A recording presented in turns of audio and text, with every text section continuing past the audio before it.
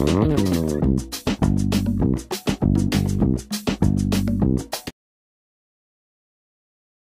friends and welcome back in your Visual Dictionary course 365. The today is day first. विद्यार्थी मित्रांनो, आज आपल्या पहिल्या दिवसाच्या कोर्स मध्ये आपलं सर्वांचं स्वागत. तर आपण सुरुवात करूया. आजचे आपले जे 10 वर्ड्स आहेत ते 10 चे 10 वर्ड्स आपल्याला वन वर्ड सबस्टिट्यूशन या विषयी पाहायचं आहे. आता वन वर्ड सबस्टिट्यूशन म्हणजे नेमकं काय हे आपण पाठीमागच्या लेक्चर मध्ये डिटेल डिस्कशन केलेलं आहे. तरी सुद्धा आपण अगदी थोडक्यात पाहूया. वन वर्ड सबस्टिट्यूशन म्हणजे अशा प्रकारचे शब्द असतात मित्रांनो, the use of one word in place of Verde और फ्रेजेस और ग्रुप ऑफ वर्ड्स. अनेक शब्दांच्या समूहासाठी एक शब्द म्हणजे वन वर्ड सबस्टिट्यूशन होय. अशा प्रकारचे एक्झाम मध्ये सगळ्या प्रकारच्या इंग्लिशच्या एक्झाम मध्ये आपल्याला वन वर्ड सबस्टिट्यूशन वरती कधी कधी 2, 3, 4 पर्यंत क्वेश्चन्स असू शकतात. तर आता आपण पहिला वर्ड आपण पाहतोय. पहिला वर्ड आहे one who does not believe in the existence of God. आता बघा, one who does not believe in the existence of God म्हणजे जो परमेश्वराच्या अस्तित्वावरती विश्वासच ठेवत नाही. अशा प्रकारच्या या शब्दांच्या समूहाला काय म्हटलं जातं, तर त्याला एक इंग्लिश मधला वर्ड आहे एथिस्ट. एथिस्ट तुम्ही माझ्या पाठीमागे म्हणा, त्याचा प्रोनाउन्सिएशन सुद्धा खूप महत्त्वाचा आहे. एथिस्ट. एथिस्ट हे एक नाउन आहे, एक नाम आहे.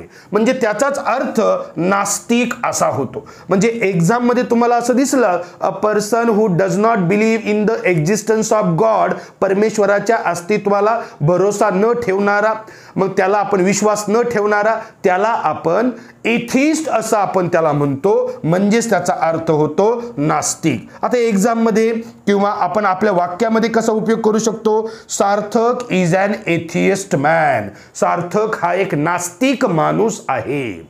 मग आता इथे चित्र पहा, हा इकडे तो क्रॉस आहे, ख्रिश्चनचं चर्च आहे, तो इकडे जातच नाहीये, तो दुसरीकडे निघून गेला आहे की नाही. म्हणजे he does not believe in the God, हा गॉड वरती विश्वासच ठेवत नाही. चल हट म्हणतो, I do not believe in God. Okay, म्हणजे हा माणूस आहे, हा सार्थक, हा नास्तिक आहे, हे लक्षात ठेवा. Okay, got it? I hope you have understood this word. A person who does not believe in the God is called atheist person. Okay, आजचा आपला दुसरा वर्ड आहे one who does not sure about the existence of God. आता बघा, पाठीमागचा जो शब्द होता परमेश्वराच्या अस्तित्वावरती विश्वास न ठेवणारा असतो नास्तिक, एथिस्ट. आणि हे काय आहे, who does not sure about the existence of the God. तो देवाचं अस्तित्व आहे किंवा नाही याच्यावरती त्याची पूर्ण खात्री नसते, त्याला आपण काय म्हणतो, ॲग्नॉस्टिक असं आपण त्याला म्हणतो. हे सुद्धा नाउनच आहे. दोघांमधला फरक आहे. पाठीमागचा शब्द काय सांगतो, देवावरती विश्वासच ठेवत नाही, म्हणजे त्याला 100% माहिती असतं देवाचं अस्तित्वच नाही आहे, म्हणून त्याला आपण अथियस्ट म्हणतो. पण जगामध्ये असे काही माणसं आहेत, देव आहे का नाही याच्यावरती ते आपण म्हणूया पूर्ण खात्रीच नसते. अशा लोकांना आपण ॲग्नॉस्टिक असं म्हणतो. त्याला एकदम शुद्ध मराठीमध्ये अज्ञेयवादी असं म्हणतात, संशयात्मा असंही आपण त्याला म्हणतात. बघा, हा विचार करतोय असल का नसल हो देव, असा त्याचा विचार चालू आहे. म्हणजे बघा, जो विश्वास ठेवत नाही, does not believe in God, atheist. आणि ज्याला शुअर नाहीये एक्झिस्टन्स विषयी, खात्रीविषयी त्याला नक्की माहिती नाहीये, त्याला आपण म्हणतो ॲग्नॉस्टिक.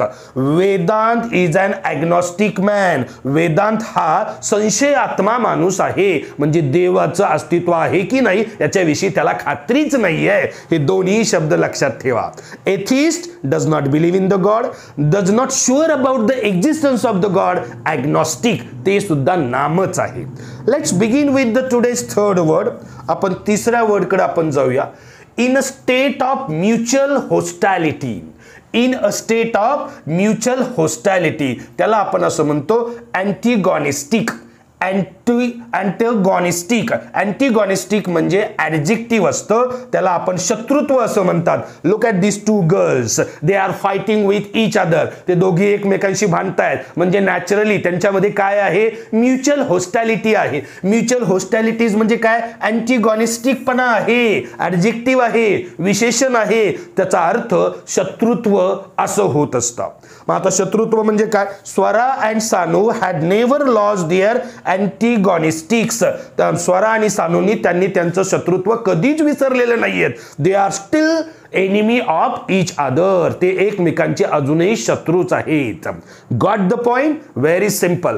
तुम्हाला या पिक्चर बरोबर आठवायचंय, व्हिज्युअलाइज करायचंय. आपलं कोर्सचं नावच आहे ना, युअर व्हिज्युअल डिक्शनरी 365. आपल्याला पिक्चरच्या याच्यानुसार लक्षात ठेवायचंय. ठीक आहे. आपण पुढचा चौथा वर्डकडे आपण जाऊया. A person liable to be called to the account for his action. असा माणूस असतो की ज्याने जो कृती करतो त्यालाच तो जबाबदार असतो. अशा लोकांना मराठीमध्ये, इंग्रजीमध्ये answerable असं म्हणतात, जबाबदार असं म्हणतात. बघा, answerable म्हणजे काय, a person liable to be called to account for his action. तो जो काही कृती करेल त्या कृतीला तो जबाबदार आहे. उदाहरणार्थ, तुम्ही आता चांगला अभ्यास करताय आणि तुम्हाला पोस्ट मिळाली, त्या कृतीला जबाबदार कोण, अँसरेबल कोण, यू युअर सेल्फ. तुम्ही स्वतःच आहात ना.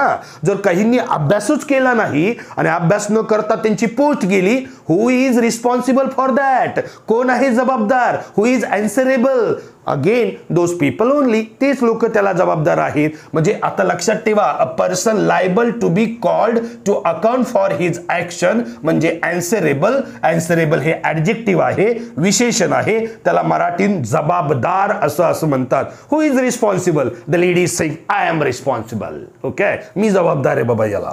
मिसेस पाटील आहेत त्या. तुम्ही म्हणता सर तिथं फॉरेनची दिसते, असेल इंडियन ओरिजिनची. Okay, Mrs Patil is the answerable for all these. या सगळ्यासाठी मिसेस पाटील ज्या आहेत त्याच जबाबदार आहेत, असा त्याचा अर्थ होतो. I hope you have understood this word as well. आता आपण पाचव्या वर्डकडे जाऊया. आपण government by the nobles.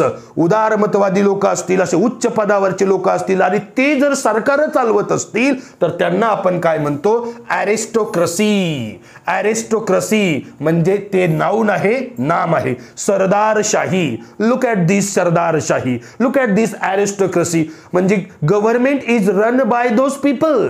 Okay, government जी आहे त्या नोबल लोकांकडनं चालवली जाते, उदारमतवादी लोकांकडनं चालवली जाते, त्याला आपण सरदारशाही असं आपण म्हणतो. मग असे शब्द आले का त्याला वन वर्ड सबस्टिट्यूशन, ॲरिस्टोक्रसी लायचं, सरदारशाही असं आपण त्याला म्हणू शकतो. Everywhere there is an ॲरिस्टोक्रसी. आजकाल सगळीकडेच सरदारशाही आहे असा त्याचा आपल्याला अर्थ मराठीमध्ये सुद्धा काढता येईल. I hope you have understood this point as well. आपण पुढच्या वर्डकडे आपण जाऊया. A statement open to more than one interpretation. असे काही शब्द असतात मित्रांनो, असे काही शब्द असतात का त्यांच्यामधून अर्थ एकापेक्षा जास्त निघतात, त्याला आपण ॲम्बिग्वस असं आपण त्याला म्हणतो, ॲडजेक्टिव्ह. आता उदाहरणार्थ, look at the picture, this picture is ambiguous. आता ॲम्बिग्वस म्हणजे काय, हे स्टेटमेंट आहे असं समजा, एक विधान मी केलेलं आहे असं समजा. या ठिकाणी तुम्हाला दोन दिसत असतील पिक्चरने, एक राईट म्हणजे जो उजवा डोळा आहे तो झाका, पहा ते चित्र. ओके, आता डावा डोळा उघडा, उजवा झाका, एक प्रत्येकाचे वेगळं वेगळं करून पहा. तुम्हाला कधी कधी हे अर्ध पिक्चर इकडं नाही असं वाटतंय आणि कधी कधी तुम्हाला असं हे असं आडवं पिक्चर आहे असं वाटतं. म्हणजे हे जे चित्र आहे ॲम्बिग्वस आहे, याला आपण म्हणू शकतो. मोर दॅन वन स्टेटमेंट, या चित्रातनं एकापेक्षा दोन अर्थ निघतात. मग आपल्या आयुष्यामध्ये सुद्धा आपल्याला असे काही शब्द असतात. आता उदाहरणार्थ मी तुम्हाला सांगतो, माय वाईफ मेड मी कॉफी. माझ्या बायकोने मला कॉफी केली. आता मलाच कॉफी केली का माझ्यासाठी कॉफी पिण्यासाठी केली, या वाक्यातनं दोन अर्थ निघतात. मग दोन अर्थ एका वाक्यातनं निघत असतील म्हणजे बघा, a statement open to more than one interpretation. एकापेक्षा जास्त अर्थ निघतात. इंटरप्रिट करणे म्हणजे अर्थ निघतात, त्याला ॲम्बिग्वस असं म्हणतात. दिस इज ऑल्सो ॲडजेक्टिव्ह. याला म्हणायचं संदिग्ध आहे ना, पिक्चर संदिग्ध. योग्य अर्थ आपल्याला निघत निघत नाही. मग अशा प्रकारचं दिस पेपर इज अन ॲम्बिग्वस. हा जो पेपर आहे हा ॲम्बिग्वस आहे, संदिग्ध आहे, काही समजा ना बाबा, यांना म्हणायचंय नेमकं काय, एकापेक्षा जास्त अर्थ निघतायत. This is what an ambiguous. More than one statement for an interpretation.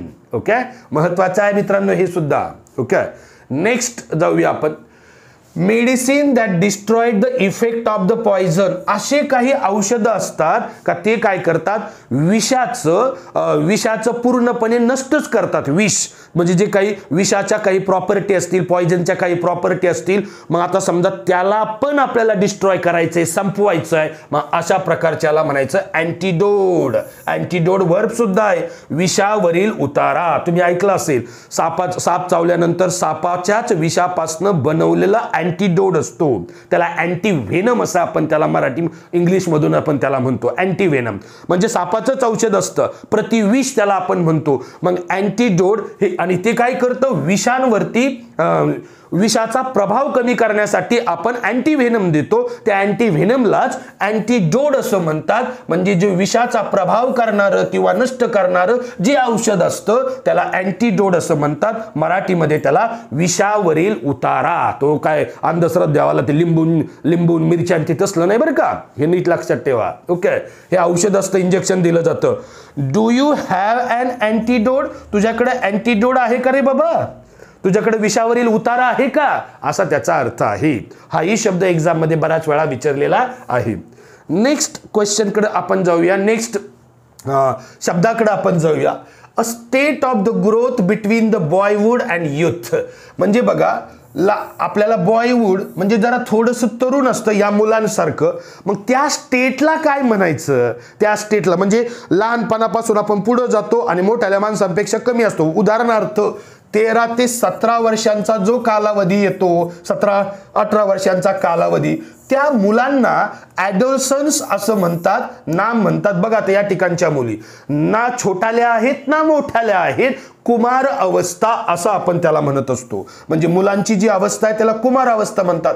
म्हणजे कशामधली येते, बॉयहूड, गर्लहूड आणि युथ या दोघांच्या मधील, म्हणजे बालकांपासून मोठे आणि जे तरुण आहेत त्यांच्यापेक्षा कमी या मधला जो गॅप आहे त्याला आपण कुमार अवस्था असं म्हणतो. इंग्रजीमध्ये ॲडोलसन्स स्टेट असं आपण त्याला म्हणू शकतो. Okay, she is an adolescence age. तिची जी एज आहे ती कुमार अवस्था आहे. म्हणजे 13 ते 17च्या दरम्यान ह्या मुली तुम्हाला दिसत आहेत. हाही शब्द विचारलेला आहे एक्झाम मध्ये. ठीक आहे, पुढे जाऊया. 9th वर्ड आपण पाहूया. Capable of living both in a water and land. असे काही प्राणी आहेत का ते कुठं राहतात, पाण्यातही राहतात आणि लँडवरती म्हणजे जमिनीवरती पण राहतात. त्यांना आपण काय म्हणतो, त्यांना आपण म्हणतो ॲम्फिबियस. दिस इज अन ॲडजेक्टिव्ह, उभयचर. आता बेडूक सारखा प्राणी आहे, पाण्यातही राहतो जमिनीवरती पण राहतो, दोन्ही ठिकाणी राहू शकतो. तुम्हाला पाण्यात टाकू का 2 दिवस, नाही जमणार ना, पोहू शकता तुम्ही पण पाण्यात नाही राहू शकत, कारण आपण लँडवरचे ॲनिमल आहोत.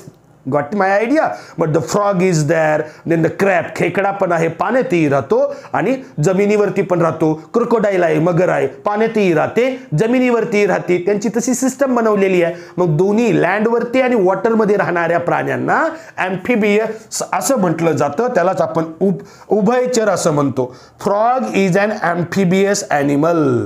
जो बेडूक आहे तो ॲम्फिबियस आहे, उभयचर प्राणी आहे. Hope understood this. ओके, आणि लास्ट आपला आजचा वर्ड पाहूया आपण डे फर्स्टचा.